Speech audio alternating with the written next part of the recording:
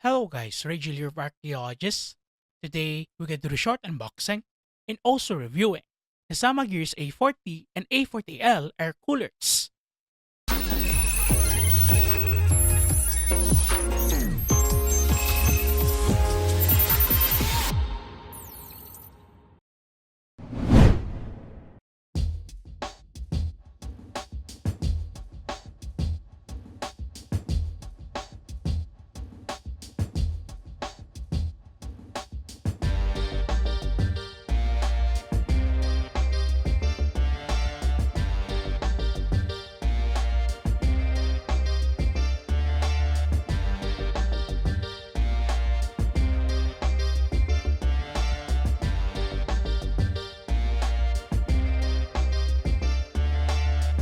Let's do the unboxing.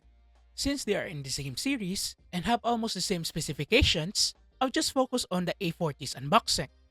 Inside the box, you will find a small box that contains the Intel backplate, the AMD brackets, the Intel brackets, some screws and stand-ups, the thermal grease, and the Sama fan emblem, the user's manual, and lastly, the Sama Gears A40 air cooler itself. Let's go to the specifications and features. The Sama Gears A40 air cooler has dimensions of 122 by 71 by 152 millimeters, with a weight of 620 grams. The Sama Gears A40 is a single tower and entry-level cooler. This series of air coolers comes in 5 variants. At the top of the heatsink is a brushed metal top cover to make it clean looking and to hide the heat pipes. There's a Sama logo at the bottom right of the cover. The tower fins have subtle angular accents that give the cooler a modern look, so it's not just another plain generic heatsink. The cold plate, like most entry-level air coolers, uses a direct contact design made from copper. There are 4 heat pipes. Each of the heat pipes is 6 millimeters in diameter. The mounting plate is made from metal with tension screws to avoid over-tightening. The included fan is a hydro-bearing fan that has an industrial-like design. The fan is sturdy and doesn't easily bend. At each corner of the fan, it has rubber pads to minimize the vibration and noise. It can be attached to the heatsink using the common fan clips. The fan has a guide ring around it that reduces vibration and noise. The fan has a maximum speed of 2,200 RPM and a maximum airflow of 78 CFM, while for the A40L, it has a maximum airflow of 75.2 CFM.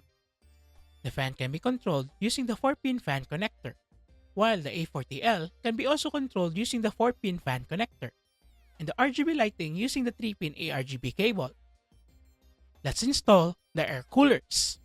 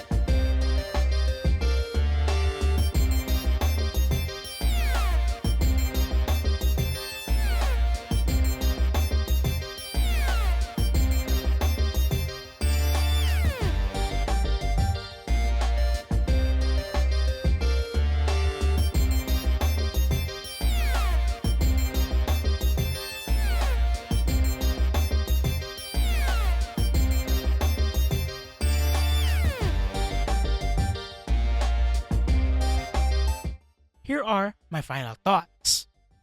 The Sama Gears A40 has a good build quality and good performance. For a cooler at this price range, it is respectable and doesn't feel cheap. I really appreciate that they use a metal Intel backplate rather than a plastic one, which most of the budget air coolers use.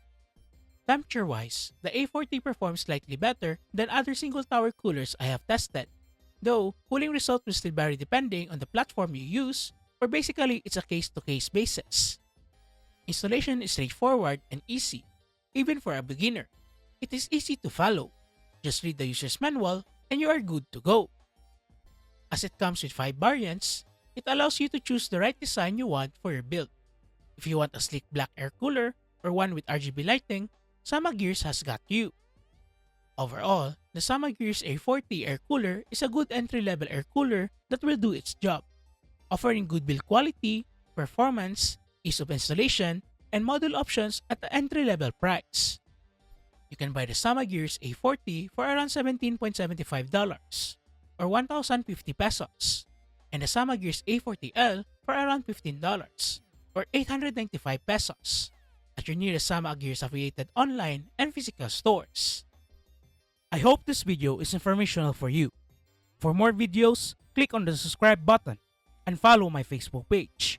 And see you in the next video.